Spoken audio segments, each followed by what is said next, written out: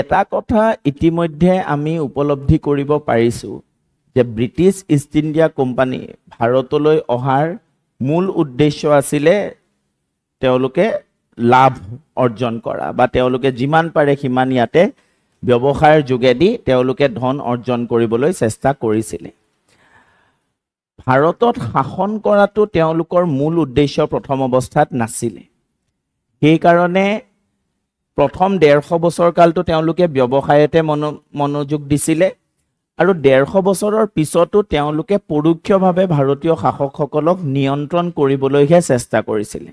তেওঁলোকে প্ৰত্যক্ষভাৱে শাসন কৰাৰ দায়িত্ব ল'ব বিচৰা নাছিলে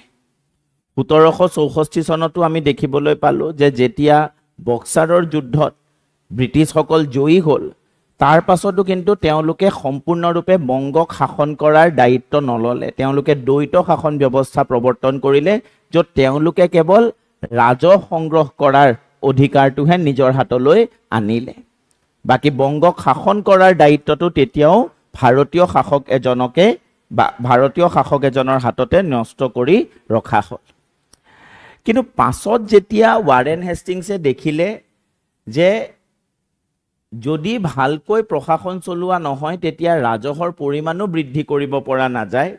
তেতিয়াহে অৱশেষত ব্ৰিটিছসকলে ভাৰতত শাসন কৰাৰ সিদ্ধান্ত ল'লে 1765 চনত তেওঁলোকে কেৱল ৰাজহ সংগ্ৰহ কৰাৰ অধিকাৰেই লৈছিলে কিন্তু যেতিয়া দেখিলে যে প্ৰশাসন নিয়াৰিকৈ চলাব নোৱাৰাৰ কাৰণে ৰাজহৰ পৰিমাণো বৃদ্ধি কৰিব পৰা যোৱা নাই মানুহ নাখাই মৰিবলগীয়া হৈছে তেতিয়া 1772 চনত ব্ৰিটিছসকলে সিদ্ধান্ত ল'লে যে ৰাজহৰ পৰিমাণ বৃদ্ধি কৰিবৰ হলে প্ৰশাসনৰ দায়িত্বও নিজৰ হাতলৈ আনিব লাগিব